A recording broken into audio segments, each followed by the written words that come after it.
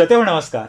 90.8 megahertz वरती आपण ऐकत आहात महात्मा फुले कृषी विद्यापीठाची लोकवाहिनी रेडिओ फुले कृषी वाहिनी 90.8 FM. आणि मी डॉक्टर आनंद सवई आपल्या सर्वांचं आजच्या विशेष कार्यक्रमामध्ये मनपूर्वक स्वागत. श्रोतेहो, आज जर समाज जीवनात बघितलं तर मानव बिबट संघर्ष हा मोठ्यानं होताना दिसतोय आपल्याला. प्रत्येक शेतकरी बांधवांच्याकडनं आता ऐकायला मिळतंय. विशेषतः अहिल्यानगर जिल्ह्याचं जर उदाहरण घेतलं तर आपल्या जिल्ह्यामध्ये सुद्धा प्रत्येक गावागावापर्यंत हा बिबट येऊन त्या ठिकाणी आलेला आहे. आणि प्रत्येकाच्या मनामध्ये मग वन खात्यांच्या बद्दल आपल्या मनामध्ये झालं की वन खात्याच्या काय योजना असतील का, वन खात्याकडनं आपल्याला काय मदत मिळेल का. आणि अगदी हा मानव बिबट संघर्षापर्यंतचा प्रवास आपण जाणून घेणार आहोत. नेमकं का हा मानव बिबट येताना दिसतोय किंवा बिबट्यांचं प्रमाण काय वाढण्याचं दिसतंय ह्याचं जर माहिती जर आपल्याला जाणून घ्यायची तर वन खात्याच्या एक उत्तम प्रशासक असणाऱ्या अधिकाऱ्यांच्याकडून आपल्याला जाणून घ्यायला निश्चितपणे आवडेल. आणि अगदी याच विषयाच्या अनुषंगानं मानव बिबट संघर्ष आणि त्या संदर्भातनं त्यांचं संपूर्ण आयुष्याची थोडीशी माझा जीवन प्रवास जाणून घेण्यासाठी आज आपल्या 90.8 FM फुले कृषी वाहिनी स्टुडिओमध्ये आज आपण निमंत्रित केलेला आहे आपल्या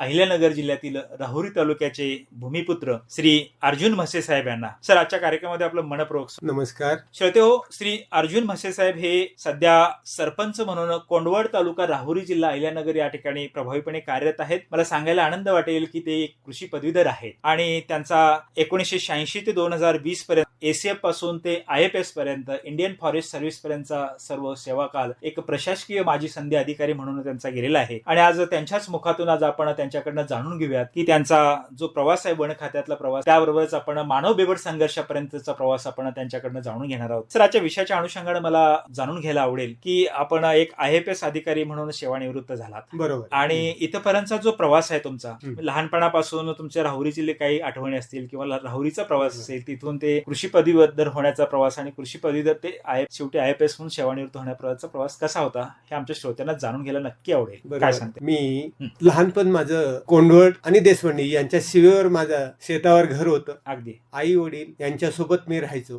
सगळं इंडियन फॉरेस्ट सर्व्हिसचा प्रवास कसा चालला? इंडियन फॉरेस्ट सर्व्हिस मध्ये मी जेव्हा 2007 ला नॉमिनेशन माझं 2007च आहे. त्याच्यानंतर मी आदिवासी विभागात एक साधारण 4 वर्ष आराराबांनी मला आदिवासी विभागात पोस्टिंग दिलं. त्यावेळेला गावित साहेबांना सांगून, त्यावेळेला गावित साहेब कृषी मंत्री होते, विजयकुमार गावित. आजही ते मंत्री आहेत आदिवासी विभागांचे. त्यावेळेला आबांनी सांगितलं की याला असं अशा पोस्टिंग द्यायचं. आबांना भेटलो. आबा म्हणलं, मला त्यावेळेला म्हणजे तुला कशासाठी पोस्टिंग घ्यायचं, का पैसे त्या डिपार्टमेंटला म्हणून जायचं का सेवा करेन? म्हटलं नाही, मला सेवा करायची म्हणून जायचं. आणि ते तत्व मी आबांचं पाळलं. आबा अगदी सरळ माणूस, बोलणार ते करणार. तर आबांनी मला तिथून चांगलाच मंत्र दिला. त्याच्यानंतर मी आपली सेवा सेवा सेवा सेवा सर्व्हिस मध्ये बी जो आएगा उसका भला, जो नाही आएगा उसका भला, ह्या पद्धतीने गेलो आणि सगळ्यांची सेवा करायचं काम. आपल्या जिल्ह्यामध्ये आदिवासी विभागानंतर काम केलं. मी शहापूर मध्ये ठाणे जिल्ह्यामध्ये 3 प्रोजेक्ट ऑफिसर आहेत. Shahapur project officer, Jawhar project officer आणि डहाणू प्रोजेक्ट ऑफिसर. त्या अंतर्गत मुंबई आणि ठाणे, मुरबाड तालुका, शहापूर तालुका, त्याच्यानंतर भिवंडी तालुका, हा जो शहराला लागून येतो भाग होतो. आणि त्या अंतर्गत 5 महानगरपालिका होत्या. त्यानंतर आपण सातत्यानं उल्लेख करताय की शिक्षण घेणं किंवा इंग्रजी म्हणजे वाघिणीचं दूध. पुन्हा ह्या वाघिणीचा प्रवासाकडे कसं वन खात्याच्या माध्यमातून कसा आला वन खात्याचा प्रवास? वन खात्याचा प्रवास माझं 85 साली मी MPSC ची परीक्षा दिली. MPSC ची परीक्षा माझा विचारही नव्हता देण्याचा, परंतु संभाजी शिवाजी चव्हाण होते. त्यांनी म्हणलं, साहेब असं आम्ही दोन्ही ज्युनियर रिसर्च असिस्टंट म्हणून विद्यापीठात शेजारच्या टेबलवर बसायचो. माझा सर्व्हिसचा उद्देश नव्हता, परंतु ते म्हणले, म्हसे साहेब तुम्ही बसा की हो आपल्याला हे करायचं. आणि मग मला 21 दिवस अभ्यास करायला 21-22 दिवस मिळाले. आम्ही अभ्यास केला, मी पास झालो. आणि MPSC ला सिलेक्शन झाल्यानंतर धावत पळत मग कसं तरी 1 जानेवारीला पोहोचायचं. तर थोडस लेट पोहोचलो कोईमतूरला सिलेक्शन झाल्यानंतर. इकडनं राजीनामा देणं आणि त्या प्रवासात मग कोईमतूरला गेलो 2 वर्षाचं. 1 जानेवारी 85, 1 जानेवारी 86, 1 जानेवारी 87 असं 87 ते 31 जानेवारी 87 ला आमचं ट्रेनिंग संपलं. आणि यशस्वीरित्या ट्रेनिंग पास करून साऊथ इंडियाचं ट्रेनिंग, कोईमतूरचं ट्रेनिंग म्हणजे स्ट्रॉंग. साऊथचे शिक्षक म्हणजे थोडे खडतरच. अगदी अकॅडमी देहराडून किंवा बर्निहाट इकडच्या पेक्षा साऊथचे शिक्षक फार कठीण असते. ते अगदी घडूनच घेणार त्या विद्यार्थ्याला, म्हणजे शिस्तबद्धपणा. तर अशा पद्धतीने ट्रेनिंग पास केलं. आणि 4 जानेवारी 1988 ला मला ठाणे डिव्हिजन मिळाले. ठाणे डिव्हिजनला मी जॉईन झालो. पुन्हा एकदा ठाण्याच्या ठाणे जिल्ह्यामध्ये आदिवासी विभाग सोडला, आता वन खात्यामध्ये आपला प्रवेश झाला. प्रवेश झाला. मला ठाण्याला पोस्टिंग झालं. मी ठाण्याला जॉईन केलं.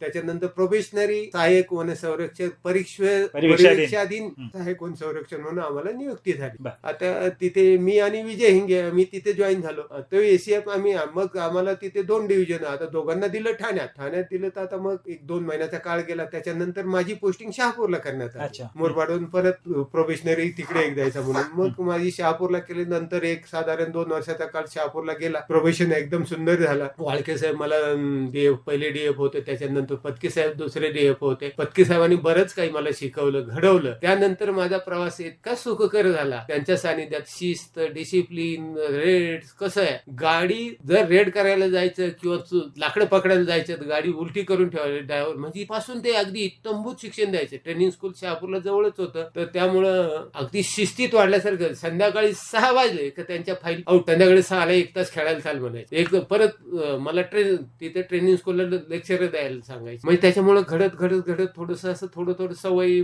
फील्ड घडत खूप म्हणजे आदिवासी एरिया असल्यामुळे भरपूर काही शिकायला मिळालं. वन खात्यातल्या काही अशा सुखद आठवणी सांगता येतील? हो, वन खात्याच्या बऱ्याच हव्या. आता वन खात्यामध्ये जेव्हा आम्ही होतो तर त्यावेळेला मोखाड्यामध्ये बरेच असे म्हणजे जर असं टोपी घालून जर बघितलं तर टोपी खाली पडायची. असं उंच मोठे सागाचे झाडं होत. अशी बरीच मोठी चोटीतूट झाली. आणि त्यावेळेला चोटीतूट खूप झाल्यामुळं शासनाचा आणि वरून प्रधान मुख्य वन संरक्षकांचा तगादा म्हणे इकडं असं झालं तसं झालं, एवढी चोटीतूट झाली. मग तेवढे परत जेवढा माल तुटून गेला तेवढा माल परत मिळवायचा. बोर्डावरून जेवढा माल तुटलाय तेवढा परत मिळवायचा, ही त्या डीएफओची जबाबदारी. पत्की साहेब त्यावेळेला होते. यशस्वीरित्या मोखाड्याला रेड केली आणि सगळा माल तिथले घरं हे करून गोळा केला. तर त्यावेळेला जवळपास 30-40 गाड्या होत्या सगळ्या आमच्या. त्या आदिवासींनी अडवल्यात. महादेव नागो बरोबर त्यावेळेला त्या मतदारसंघाचे आमदार होते. तर त्याच्यात बऱ्याच भानगडी, मग त्याच्यात आदिवासी दगड मारायचे, हे मारायचे. त्याच्यातून तो माल आम्ही सुखरूपरित्या तो काढला. आणि त्यांच्या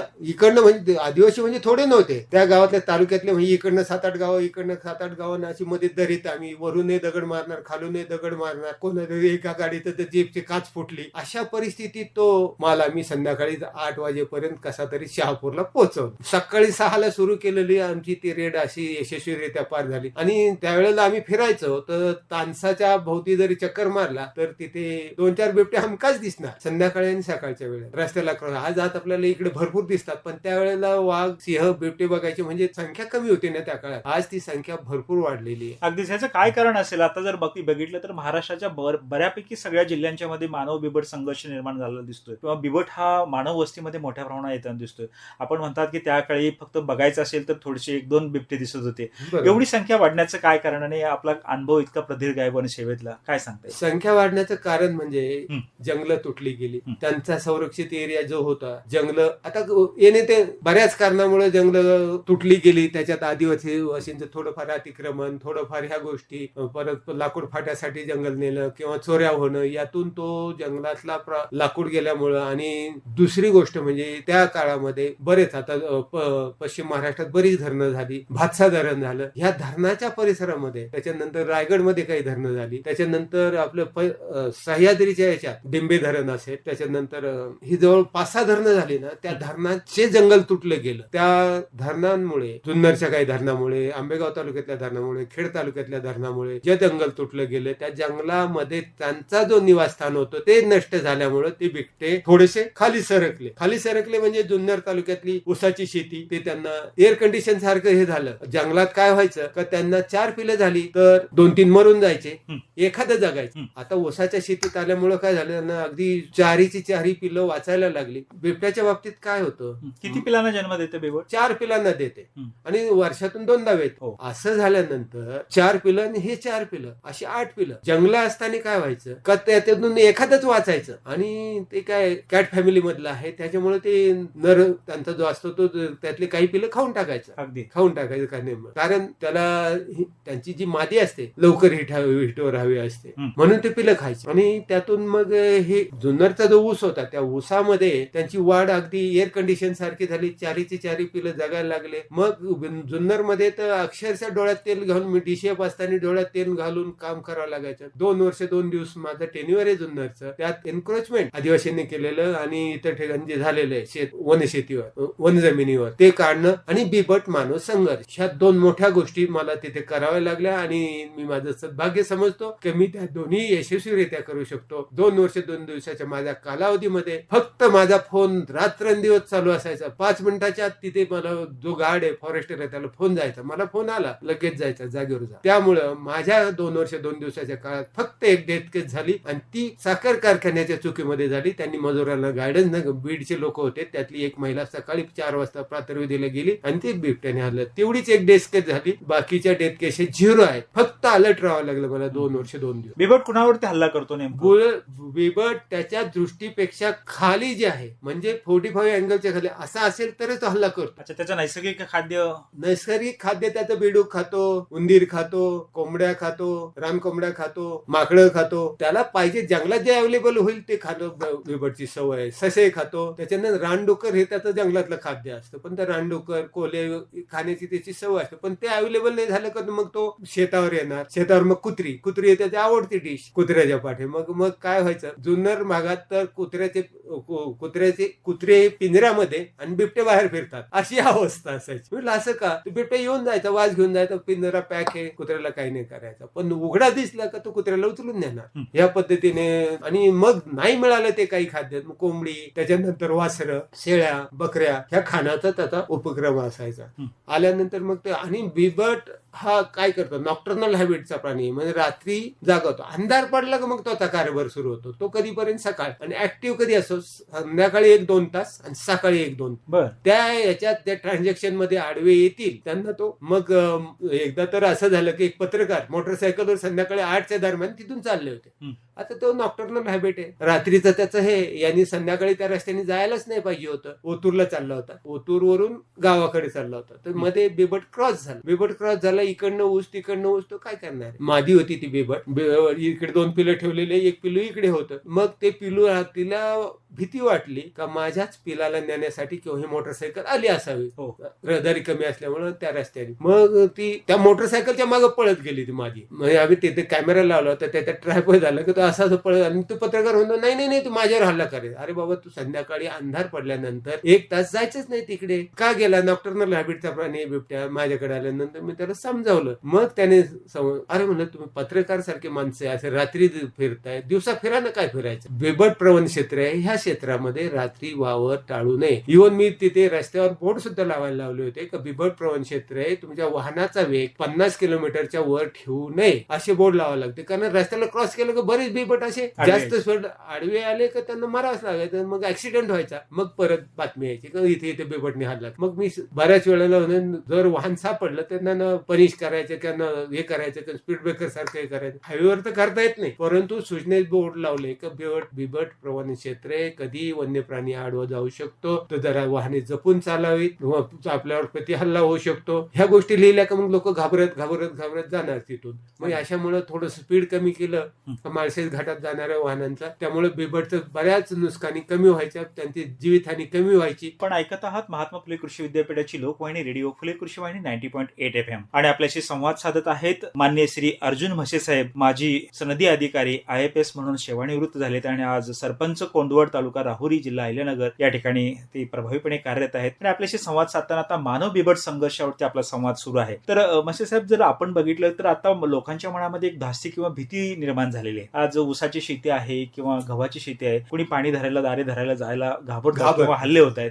तर नेमका अशा परिस्थितीमध्ये बिबट कधी हल्ला करतो किंवा काय काळजी घ्यायला पाहिजे? काम करताना महिला असेल किंवा लहान मुलं असेल यांच्यावर सुद्धा हल्ला होत्याला बातम्या आपल्याला ऐकायला मिळतात. हे काय नेमकं होतंय सर? बिबट कसं आहे, हे हल्ला करण्याचं प्रमाण हे मादी जास्त हल्ले करतात का पिलाच्या संरक्षणात. आणि एकदा मादीला गर्भार राहिल्यानंतर ती काय करते, पिलं दिले की ती गावाच्या जवळ येते, तिच्या नरापासून दूर जाते.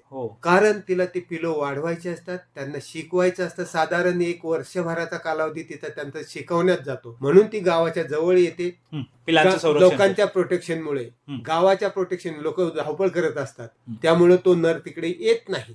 आणि मग तिची पिलं वाचतात. तिचे पिलं वाचवण्यासाठी येते. नाहीतर काय होतं, इकडे जर ती जंगलात राहिली किंवा दूर राहिली माणूस वस्तीपासून, तर तिच्या पिलांना भीती असते, तिच्या नरापासून भीती असते. म्हणून ती काय करते, गावाजवळ येते आणि तिच्या बछड्यांना शिकवते, बाबा जा कोंबडी पकडून ये, बा हे करू नये, पटकन अगदी पटकन ऍक्शन असतात. बऱ्याच वेळेला इन्सिडेंट्स रेकॉर्ड केलेले आहेत, पाहिलेले आहेत, माझ्याकडे रेकॉर्डिंग पण आहे. तर जातो आणि तो शिकार येतो, ती तो ऑब्झर्व करत असते. आई जशी शिकवते जा हे करू नये, एकदा तो शिकला 8-9 वर्षात शिकला का मग त्याला ती बिनधास्त सोडून देत का तो पडणार नाही. जसा ओटा आहे आणि ओट्यावरून मुलाला जाणीव झाली का मी खाली पडणार नाही, कठडं नाही, मग त्यापर्यंत आई समजते याला कठड्यावरून खाली पडणार याची भीती वाटते, मग ती निवांत सोडून देते का नाही आता हा स्वतःचं प्रोटेक्शन स्वतः करा. आता हल्ली काय होतंय का स्वतःच प्रोटेक्शन आई मातीने पाय भुजेल, मातीने हे होईल, पायात मोजे घाल, संरक्षण. आणि त्याच्यात 1-1, 2-2 मुलं, त्यामुळे संरक्षण खूप वाढलंय. तर आणि बिबट हा का असा प्राणी आहे का तो स्वतःहून शक्यतो हल्ला करत नाही. आणि त्याची छेडछाड केली किंवा त्याला जर टीच केलं काय आज सापाच्या बाबतीत जसं होतं तसंच याच्या बिबटच्या बाबतीत होत. आपण त्याला घाबरतो तो आपल्याला घाबरतो.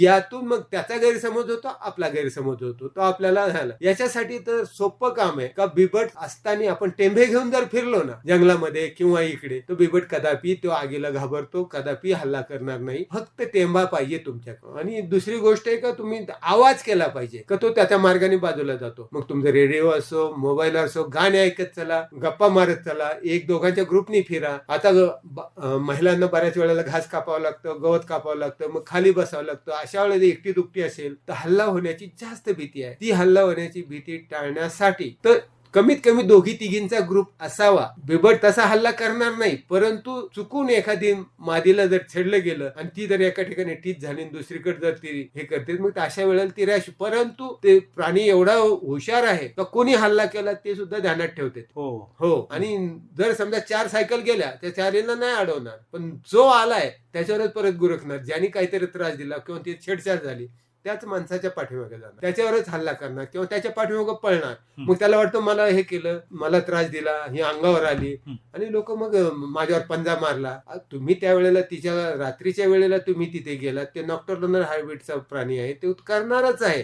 माणसाने माणसाच्या सवयी बदलणं सोपं, म्हणून माणसाने शक्यतो बिबट प्रवण क्षेत्र आहे त्या क्षेत्रामध्ये रात्रीचं हे करू नये. करायचं असेल तर ग्रुपने करावं, लाईटने करावं किंवा आवाजाने करावं, म्हणजे बिबटचे हल्ले होणार नाहीत. आणि वनाधिकाऱ्यांची संख्या किती आहे आता कोकणामध्ये? फॉरेस्ट एरिया जास्त आहे, जुन्नर मध्ये फॉरेस्ट एरिया थोडासा प्रमाण जास्त आहे, म्हणून तिथे वनाधिकाऱ्यांची संख्या जास्त आहे.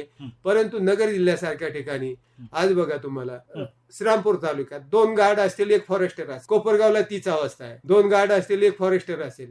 ती कुठे कुठे पडणार हो. मग त्यांची संख्या आता याच्यासाठी जर एक करायचं असेल तर गावाचा जो एरिया आहे 10 गावं 5 गावं अशी त्या गार्डाकडे द्या, म्हणजे त्याला पिळताय. पण संपूर्ण तालुक्याचा कार्यभार जर त्याला बघायचा असेल तर कुठे कुठे पडणार बिबट. म्हणजे लोकांनी जागरूक होणं गरजेचं आहे. आता मी जुन्नरला असताना बिबट दूत ही योजना आम्ही विद्यार्थ्यांमध्ये सुरू केलेली. 5वी पासून ते 10वी पर्यंतचे विद्यार्थी त्यामध्ये विद्यार्थ्यांनी घ्यायचो. बिबट आपला मित्र कसा आणि शत्रू कसा हे त्यांना रेडिओ ऐकून हे करून मग ते घरी गेले आई वडिलांना सांगणार बिबट असा आहे, बिबट तसा आहे, त्याला हे केलं तर तिथं गोंधळ करू नका, एखाद्या विहिरीत पडलेला असेल तर त्याला हे करू नका, तो शिकार आहे, मांजर असेल, कुत्रा असेल, त्याच्या पाठीमागं पळाला, तो खाली पडला म्हणून बिबट त्याच्यात पडला, मग तो काढायचा प्रवास वेगळा. मग अशा ज्या वेळेला मग ते मुलं मदत करायचे, बिबट दूत, बिबट मित्र म्हणून काम करायचे. इव्हन मोठी माणसं त्याच्यात आमच्याकडे बरीच जुन्नर मधून प्रत्येक गावातून 1-1, 2-2 स्वतः मी बिबट दूत आहे, त्यांना ड्रेस दिला, कॅप दिला, थोड्याशा काठ्या दिल्या. सर्पमित्र जसा आहे तसा बिबट मित्र म्हणजे अशी सण तिथे वापरली. आणि मग आमच्या माणिक ढोला तिथे रेस्क्यू सेंटर होते, 30-35 बिबटे असे बांधलेले असायचे, इकडनं पकडलेली तिकडे नेऊन ठेवायचं. आता आपण म्हणतो ना हा काय माणसाला खाल्ल्यानंतर तसा खात नाही माणूस किंवा मॅनिटर झाला. मॅनिटर कसला फार एकदम हजारात एखादा 1-2 नरभक्षी असणारा, नरभक्षी कधीच नाही होत. तो एखाद्याला अटॅक केला किंवा त्याला खाद्य नाही मिळालं किंवा त्याला काहीतरी फार म्हणजे मी सांगतो ना 1000 बिबट मध्ये 1-2 असे नरभक्षक असतील किंवा जे मनुष्याची किंवा लहान मुलाची त्याच्या दृष्टीच्या त्या रात्रीच्या वेळेला तुम्ही बाहेर पडू नका. त्याचा जो कालावधी आहे सूर्यास्त ते सूर्योदय. सूर्यास्त झाला तुम्ही कामाला सुरू करा, सूर्यास्त झाला तुम्ही तुमचं काम थांबवा, कारण बिबट त्याच्यानंतर किंवा वाघ त्याचं काम संध्याकाळी सुरू करणार आहे. तो नॉक्टर्नल हॅबिटचा आहे, अगदी त्याला रात्री दिसायला लागतं. आता घुबड बघा, घुबड बघा रात्री दिसायला लागतं, दिवसभर बसून शांत असतं. वटवागुळ बघा रात्री दिसायला लागतं, रात्री ती शिकार करते, फळं खाणार, हे खाणार. तसं घुबडचं असतं, तसंच बिबट्याचं असतं, ते रात्री फिरणार. मग आपण रात्रीचा कारभार जरा कमी करावा, कारण त्यामुळं बिबट्या नुसते तोटेच होत असं नाही. बिबट ज्या क्षेत्रात फिरतो त्या क्षेत्रातले दरोडे, त्या क्षेत्रातल्या चोऱ्या या सुद्धा बिबटने कमी होईल, याचा आपण विचारच करत नाही. अगदी बिबटचा फायदा आपण नुसतं तोट्यांचा विचार करतो. आता तुमच्याकडे रानडुकर असतात, रानडुकर शेती करून देतील का हो तुम्हाला? नाही. कळपची कळप आहे, त्यांचं खाद्य आहे, बिबटचं खाद्य आहे ते रानडुकर, ते त्यांना कंट्रोल करताय. जीव जीवश जीवन जीवोशे जवनम हे चक्र जे चालू ठेवलेलं आहे, एक जीव दुसऱ्यावर अवलंबून आहे, म्हणून बिबटला संपवून चालणार नाही. इकोसायकल आहे. इकोसायकल आहे, इकोसायकल सारखं कार्यरत ठेवणं गरजेचं आहे. अन्न साखळी आहे, ही अन्न साखळी जरूर ठेवणं निसर्ग क्रम आहे. जसं पाण्याची साखळी आहे, अन्नाची साखळी आहे, पृथ्वी चक्र आहे, सूर्यचक्र आहे, हे चक्रांच्या सानिध्यात यांना समावेश घेणं. कुठल्याही एका जीवाची संख्या वाढली. आता बघा 1900 स्वातंत्र्यापूर्वी भारताची लोकसंख्या 35 कोटी होती. आज आपण कुठे पोहोचलो? आपण जंगलातही बंगले बांधले, जंगलातही हे केलं, जंगलात जिथे जिथे शेती होती तिथे घरं बांधले. मग मला सांगा, अतिक्रमण बिबट्याने केलं का माणसाने केलं? आपण बिबट्याचं क्षेत्र डॅम खाली घेतलं, प्रोजेक्ट खाली घेतलं, हायड्रो इलेक्ट्रिक प्रोजेक्ट खाली घेतलं, बरं आदिवासींना वाटण्यासाठी घेतलं. ह्या कारणांमुळे बिबट्यांचं क्षेत्र गेल्यामुळे त्यांचं अतिक्रमण आपल्याला वाटायला लागलं. माणसाची लोकसंख्या वाढलेली आपल्याला अतिक्रमण वाटत नाहीये.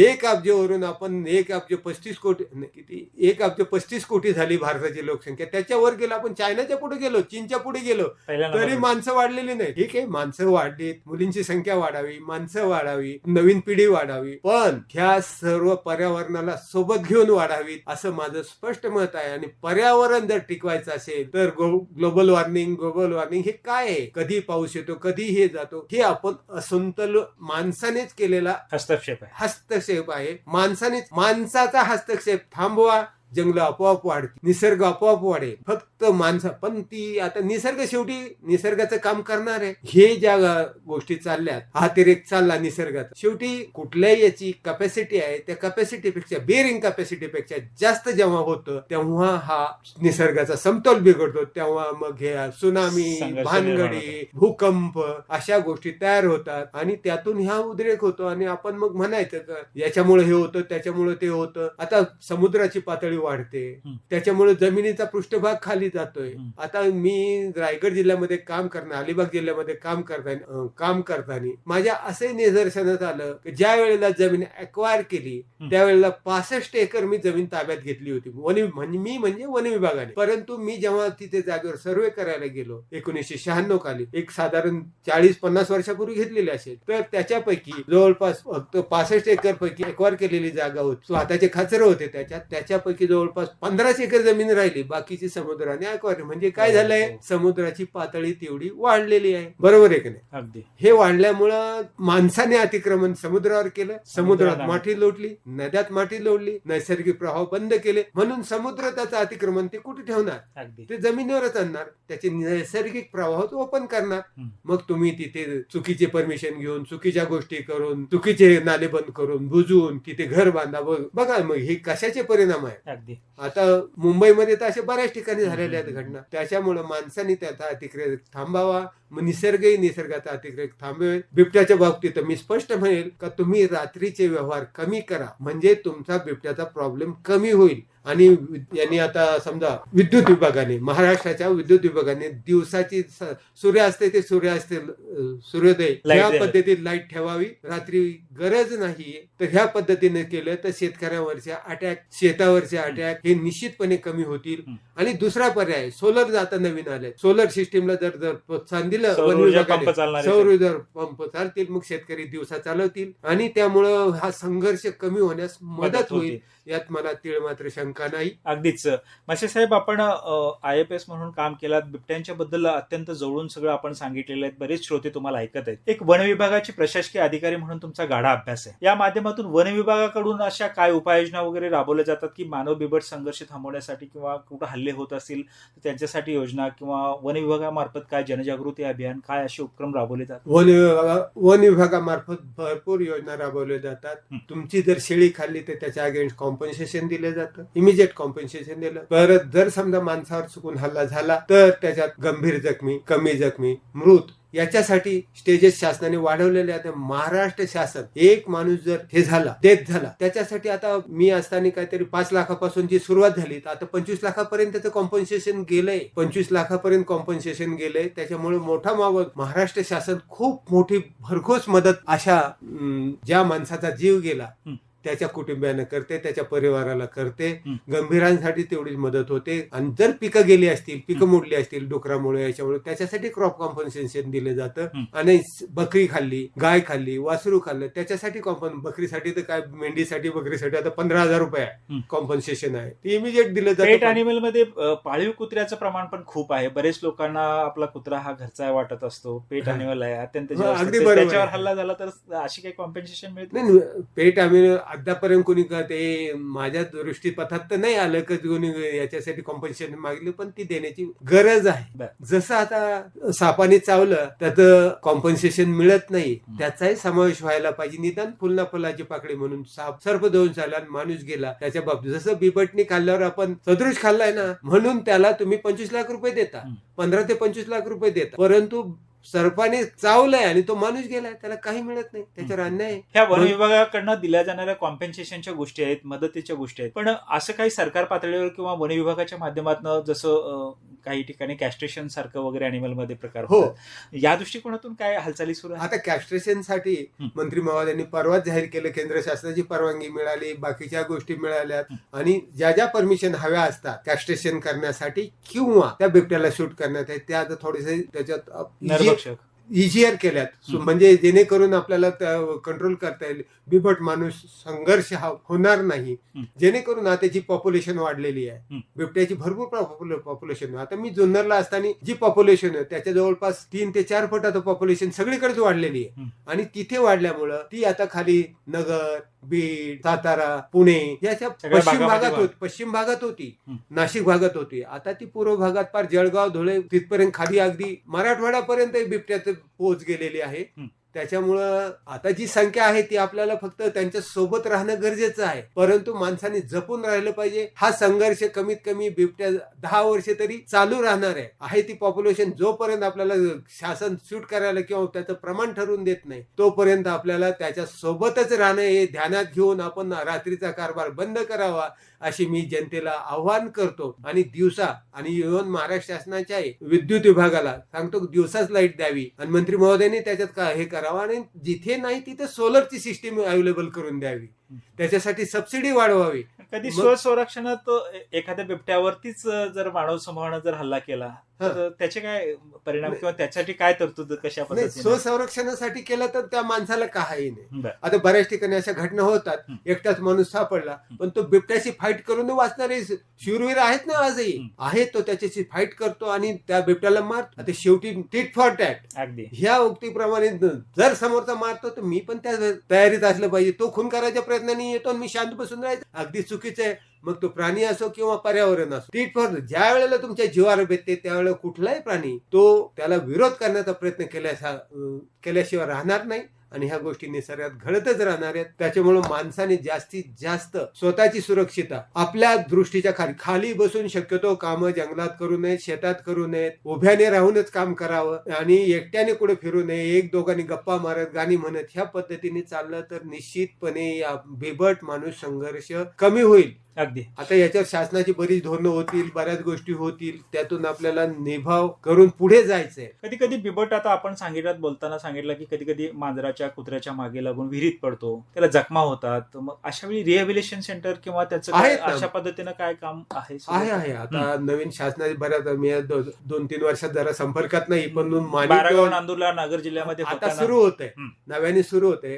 मल्लिकार्जुन साहेब त्याचे चीफ कन्झर्वेटर आहेत नाशिक सर्कलचे, ते नेहमी आता दौऱ्यावर येतात असं समजतंय ते. आणि आम्ही ठाणे सर्कल मध्ये एकत्र काम केलेलं आहे, त्याच्यामुळं अधूनमधून बातम्या करतात. कारण बारागाव, नंदूरला असं माणिक डोह सारखं रेस्क्यू सेंटर सुरू करण्याची योजना आहे. तर जे काही खरोखरच ज्याला आपण मॅनिटर म्हणतो, ज्याने माणसावर हल्ला केला, अशी बिबट पकडणंच गरजेचं आहे. जे आता समजा निरुपद्रवी आहे. आता माणसाच्या बाबतीत कायदा काय सांगतो, 100 अपराधी सुटले तरी चालतील, परंतु एका निरपराधाला शिक्षा व्हायला नको. परंतु तो नाही बिबटला का लागू नये? जो खरोखरच अपराधी आहे त्याला पकडा, मारा, परंतु जो निरपराध आहे त्याला पिंजऱ्यात टाकलं जातं. असं काही वेळेला चुकून घडतं. लोकांच्या आग्रहास्तव, लोकांच्या मागणीस्तव 1000-500 लोक येऊन उभे राहणार, मोर्चे बांधणार, रस्ते अडवणार. आता मी सरपंच आहे, मला लोकांच्या बाजूनेच बोलावं लागतं. आता मी सरपंच आता झालं, आपण सरपंच म्हणून कोंदवडचे काम करत आहात हा. आणि प्रत्येक गावामधून आता रोज संध्याकाळी मोबाईलवरती सोशल मीडियाचं युग आहे. आता मेसेज फिरला जातो की आज या भागामध्ये बिबट दिसला, इथे सावध राहा. ह्या भागामध्ये एक माणसांच्या मध्ये घबराट निर्माण झालेली आहे. अशा परिस्थितीत कसं गावकऱ्यांना कसं समजूत घालायची, काय सांगायचं? आता मला सरपंचाला मी आता एक फॉरेस्ट ऑफिसर, मला जुन्नरचा अनुभव असल्यामुळं मी अलर्ट असतो. 3 वाजेपर्यंत मेसेज म्हणते काय बघत असता, मेसेज म्हणते काय बघत असता. म्हणलं बिबट कुठे फिरतोय का गावात, कुठे हे करतो का. एकदा तर रात्री दत्तात्रय एकनाथ म्हसे यांच्या गोठ्यामध्ये बिबट आला आणि ते चुकून ते वासरू होतं आणि वासरू आत घुसलं आणि त्याच्यामुळे ते वाचलं. बिबट त्याचा पाठलाग करत होता. मग त्या रात्री 2-1:30 वाजेच्या दरम्यान आमचा संघर्ष. साहेब अजून जागे आहेत. म्हणलं तू फोन तर कर, कुठे काय नाही. फॉरेस्ट ऑफिसर येत असेल तर ठीक आहे, काय नाही, फक्त टेंबे करून ठेवा किंवा ह्या अशा त्रोटक सूचना दिल्या. म्हणलं तो येणार सुद्धा नाही, आता गेला नाही तिथून, परत येणार नाही म्हटलं. ते तू गोठ्यामध्ये आहे तर मोठ्या जनावरांच्या मध्ये आहे तर तो शक्यतो मग अशा वेळेला येत नाही. मग काय काय सुरक्षितता घ्यायची, काय करायचं. सूचना दिल्यानंतर ते शांत होतात. गावाच्या जवळ गावकुसाळे येऊन जातात, कोंबडी नेतात. म्हणलं एकदा त्यांनी शिकार नेली, ती सोडवायच्या फंदात तुम्ही पडायचं नाही, ती त्याला खाऊ द्यायची. तुम्ही थोडंफार अंश राहिला ना त्याच्यातलं, मुंडी असू देत, पाय असू देत, तो काही गोष्टी खाणार नाही, तेवढ्या तुम्ही जमा करा, त्याचे फोटो घ्या, त्याचं कॉम्पन्सेशन मागवा, पंचनामा करा, पशुसंवर्धन अधिकाऱ्याला करा, तुमचं सेन्ससचं रेकॉर्ड असेल, तुमच्याकडे किती शेळ्या आहेत, किती मेंढ्या आहेत, किती बकऱ्या आहेत, हे तुम्ही करून घ्या अगोदर. ते ग्रामपंचायतीने सुद्धा तसं, किंवा त्या माणसाने माझ्याकडे एवढ्या शेळ्या आहेत, त्याच्या बकऱ्या आहेत, माझ्या एवढ्या गायी आहेत, एवढे वासरे आहेत, हे द्यायला पाहिजे. हे जेव्हा सेन्सस चांगलं होईल, हे कोणाकडे द्यायचं? हे ग्रामपंचायतीकडे द्या, किंवा मग त्यावेळेला त्यांना दाखवू शकतो. त्याचं कमीत कमी त्याच्या तिथे तरी असावं माझ्याकडे किती, कारण मालकाला तर माहित नाही माझ्याकडे बकऱ्या किती आहेत, मेंढ्या किती आहेत आणि कुत्रे किती आहेत. असं होतं. आपलं अकाउंट ज्याचं त्यांनी रेकॉर्ड ठेवा, मग ग्रामपंचायतीकडे द्या, मग ते कॉम्पन्सेशन मिळायला त्याला पूरक पुरावा होईल. म्हणजे एखाद्याचं नुकसान झालं की त्यांनी ग्रामपंचायतीकडे धाव घ्यायची, ग्रामपंचायतीने वन खात्याशी संपर्क साधायचा, ग्रामपंचायतीने करायचं, मदत करायची किंवा लोकांनी मदत करायची, फॉरेस्ट अधिकाऱ्यांनी यायचं. मग त्यांना प्रूफच पाहिजे असतं. फॉरेस्टवाल्यांना काय पाहिजे, पंचनामा केला, त्याची शिंग मिळाली, त्याची पाय मिळाली, तिथे इजा मिळाली, त्याचे पगमार्क्स मिळाले, म्हणजे फुटप्रिंट्स त्या बिबट्याच्या, कुठे चिखलात दिसत असतील, कुठे पंजा मारला असेल झाडावर वगैरे, वरती चढताना, याच्यात असे काहीतरी प्रूफ द्यावं लागतात. ते फोटो सगळे गोळा केले, पंचनामा केला, त्याला कॉम्पन्सेशन मिळणं इझियर होतं. नाहीतर मग कोणी यायचं आणि कॉम्पन्सेशन मागायचं नाही होतं असं. माणूस एवढा पुढे गेला का म्हाताऱ्याला 85 वर्ष म्हाताऱ्याला बाहेर झोपून ठेवतो. अशी सुद्धा लोक आहेत. भयानक झाली माणसाची प्रवृत्ती. पैशासाठी काय करेल माणूस हे सांगता येत नाही. आता ह्या गोष्टी करू नयेत तशा, पण म्हातारे पण त्या म्हातारे तो त्याचं संपल्याशिवाय ते खाणारच नाही बिबट्या. असे मी एक इन्सिडेंट बघितलाय, ते बोलू नये. श्रोते हो, श्री अर्जुन म्हसे, सरपंच, कोंढवड तालुका, राहुरी जिल्हा, अहिल्यानगर, हे आपल्याशी संवाद साधत आहेत. आणि आपण ऐकत आहात महात्मा फुले कृषी विद्यापीठाची ज्ञान, माहिती आणि मनोरंजनाची लोकवाहिनी रेडिओ फुले कृषी वाहिनी 90.8 FM. आणि मानव बिबट संघर्ष हा अतिशय संघर्षाला टोकाच्या भूमिका लिहिली आहे. एकीकडे सरपंच म्हणून काम करतायत आणि एकीकडे माजी फॉरेस्ट ऑफिसर म्हणून सुद्धा काम करत असताना आज आपल्या प्रत्येक गावामध्ये जे घबराटीचं वातावरण निर्माण झालेलं आहे आणि बिबट आपल्याला फिरतोय, बिबटशी आपल्याला सहजीवन आपल्या त्याच्यासोबत आपल्याला घालवायचं आहे, आपल्यासोबत त्यांना वाढवायचं आहे, असंच आपल्याला म्हसे साहेब सांगत आहेत. म्हसे साहेब, तुम्हाला आता ऑनलाईनच्या माध्यमातून, युट्यूब चॅनलच्या माध्यमातून आणि 90.8 FM फुले कृषी वाहिनीच्या माध्यमातून जगभरातले श्रोते ऐकत आहेत. ह्या सर्व श्रोत्यांच्या मनामध्ये किंवा बऱ्याच गावामध्ये आता सगळीकडे मोबाईलमुळे जो मेसेज फिरतोय की बिबट आलेला आहे, सावध राहा, शहरामध्ये, शहरालगतच्या गावामध्ये, तर अशा ऐकणाऱ्या किंवा मनामध्ये घबराट निर्माण झालेल्या अनेक श्रोत्यांच्यासाठी आपला काय विषयाच्या शेवटाकडे जात असताना काय सल्ला राहील, त्यांनी काय काळजी घ्यायला? मला फक्त जनतेला एवढं एक आव्हान करायचंय, लोकांना शहरातले असो, ग्रामीण भागातले असो, त्यांनी ज्या वेळेला बिबट्या कुठेतरी विहिरीत पडतो, कुठे घरात तरी जातो, त्यावेळेला माणसं काय करतात, गोंगाट करतात, आवाज करतात. मग तो इकडे पळू का तिकडे पळून जाण्याच्या स्थितीत असतो. मग त्याला रस्ता सापडत नाही म्हणून कोणातरी इजा होते किंवा पंजा मारला जातो, हे मारलं जातो आणि मग त्याला विनाकारण काय म्हणतात मॅन इटर समजलं जात. हे तो त्याच्या चुकीने खाली विहिरीत पडलेला असतो, मांजरीच्या पाठीमागे गेलेला असतो, कुत्र्याच्या पाठीमागे विहिरीत पडलेला असतो आणि तो वर निघाला की तो पळून जाण्याच्या मनस्थिती असतो, परत जंगलात जायचं किंवा शेतात जायचं. परंतु चुकून एखाद्याला लागला किंवा आपण माणूस त्याला म्हणतो हा मॅन इटर आहे. माणसाने गर्दी करू नये, हा माझं पहिलं आव्हान आहे जनतेला आणि ग्रामस्थांना. का तुम्ही बिबट आहेत, वन अधिकाऱ्यांना त्यांचं काम करू द्या ना, तुम्ही का त्यांना जेवढे मदतीला आहेत, जे बिबट दूत आहेत, जे बिबटसाठी मदत करणार आहेत, त्यांनी जावं, त्यांनी मदत करावी. बाकीच्यांनी नुसता बाजार बुनग्यांनी तिथे फिरण्यात काहीच अर्थ नाहीये. नुसतं इकडे हे दिसला ते दिसला, गर्दी, आता मारामारी दोघांची चालते, अख्खं गाव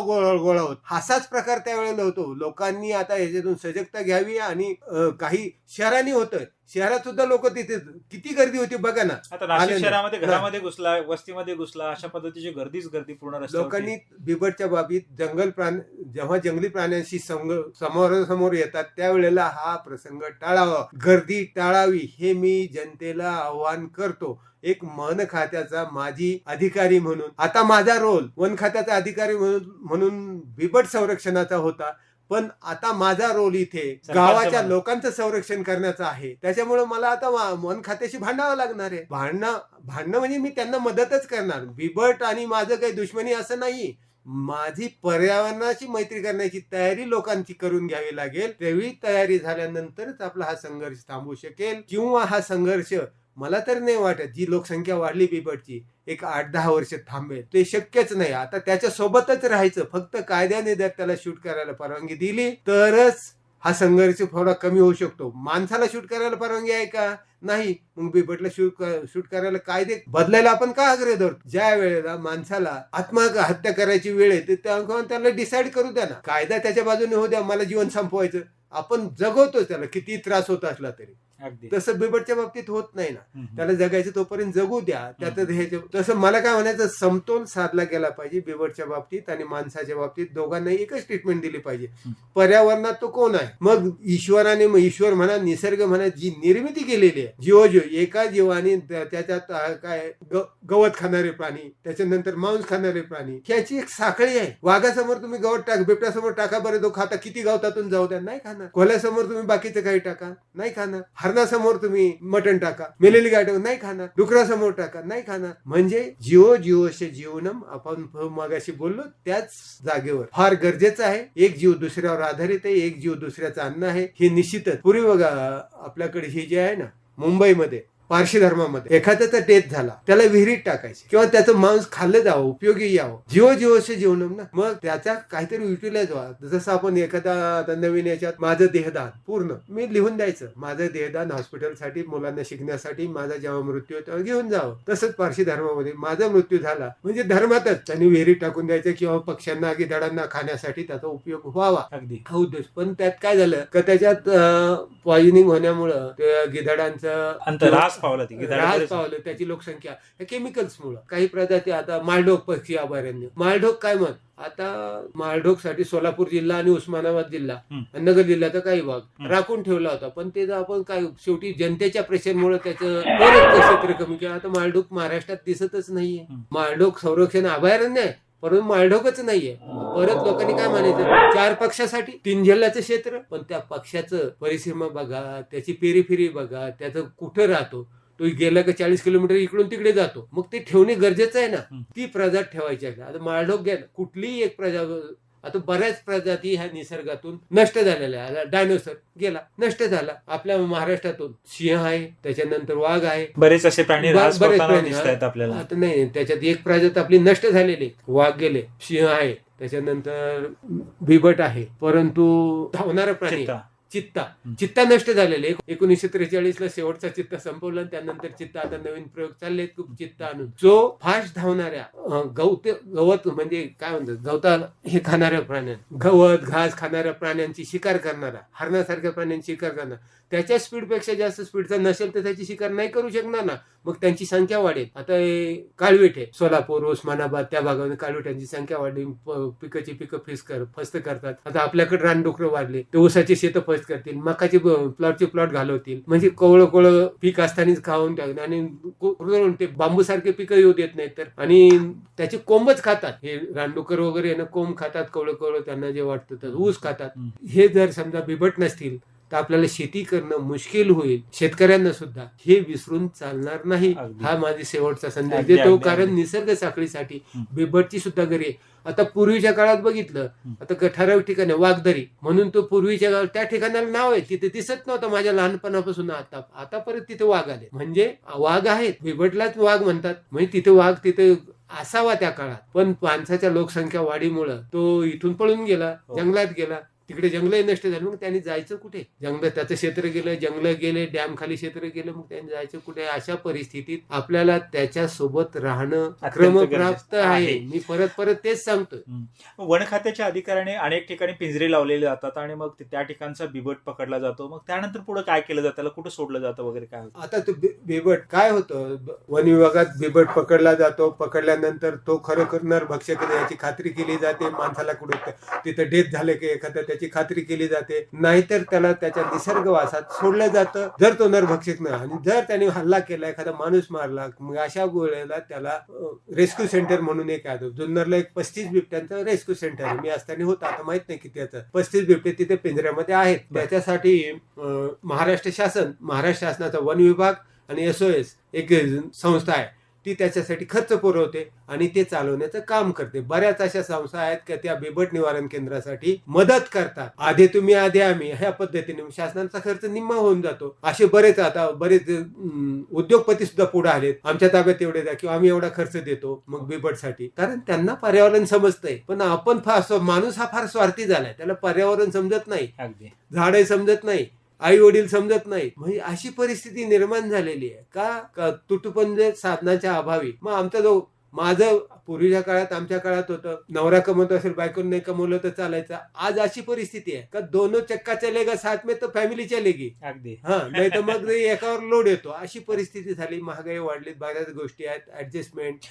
मसे साहेब, आपण दोन्ही रोल निभावताना आपण सगळे अनुभव सांगितलेत. एक सरपंच म्हणून आता काम करतायत आणि एक वन विभागाचे माजी अधिकारी म्हणून काम करतायत. आपली मुलाखत ऐकल्यानंतर आपण बऱ्याच ठिकाणी बिबट मित्र हा शब्द वापरला. असे काही भागामधले तरुण मुलं असतील किंवा शाळकरी मुलं असतील, कॉलेजची मुलं असतील, या मुलांना जर बिबट मित्र म्हणून पुढे यायचं असेल तर नेमकं काय त्यांचा रोल, कुणाशी संपर्क साधायला पाहिजे आणि बिबट मित्र मध्ये काय त्यांच्याकडनं अपेक्षित असतं? आता बिबट मित्र म्हणून प्रत्येक रेंज लेवलला, आता राहुरीला रेंज ऑफिस आहे, राहुरीचं कार्यक्षेत्र आहे राहुरी तालुका, ते वन क्षेत्र पाहिजे. त्यांच्याकडे फॉरेस्टर असतील 4 वनपाल म्हणून, त्यांच्या अंतर्गत वनरक्षक असतील. तर वन क्षेत्रपालांशी कॉन्टॅक्ट करावा आणि त्यांनी जर बिबट मित्र गावोगाव निदान 2 जरी मुलं झाले, त्यांना जरी माहिती केली आणि त्यांच्यासाठी ट्रिप ऑर्गनाईज करून त्यांना ट्रेनिंग देऊन त्यांचे संरक्षण करून. आता माणिकडोला, आता तुम्ही म्हटलात डिग्रसला एक हे होतंय रेस्क्यू सेंटर, चांगली गोष्ट आहे रेस्क्यू सेंटर. आता बऱ्याच वेळेला माझा ह्या बाबतीत संघर्ष व्हायचा, राजकीय लोकांशी व्हायचा, परत बऱ्याच शासकीय लोकांशी व्हायचा. आम्हाला माणिकडो केंद्र हे रेस्क्यू सेंटर बघायचं.